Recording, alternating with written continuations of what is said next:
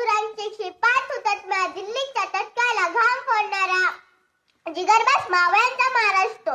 शिवाजी महाराजांनी आपल्या आयुष्यात वस्तूही वापरल्या आणि माणसंही जपली, पण आपण उलट करतो.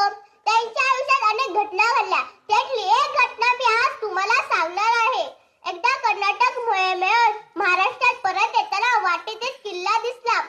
मल्लम्मा देसाई, बेलवाडी नावाचे ते गाव. मल्लम्मा देसाई जिगरबाज किल्ल्याची किल्लेदार तेथे राहत होती.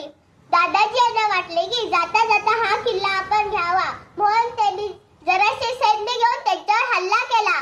पण ते हल्ले नंतर त्यांनी भरपूर सैन्य घेऊन त्यांच्यावर हल्ला केला आणि तो किल्ला आपल्या ताब्यात घेतला. त्या मल्लम्मा देसाईला राजांकडे नेऊन समोर उभे केले. आता आपण म्हणणार अशी तिच्या मनात भीती होती. तिला एक छोटे बाळ होते. तिने ते बाळ राजांच्या पुढे ठेवले आणि म्हणाली, मला काही शिक्षा द्या, पण माझ्या बाळाला काही करू नका. आपल्या राजाने काय केले ते पहा. एका सैनिकाला खुडवून तो सैनिक तंबूत गेला. तंबूतून दुधाची वाटी आणली. ती वाटी राजांच्या हातात दिली.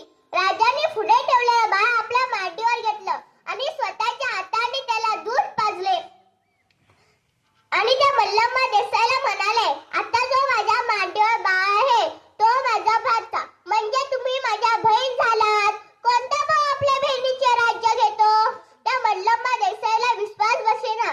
तिच्या डोळ्यातून अश्रूची पाट वाहू लागली. म्हणूनच म्हणतात, स्त्रियांचा सन्मान करी स्त्रियांचा राखी मान, स्त्रियांचा सन्मान करी स्त्रियांचा राखी मान.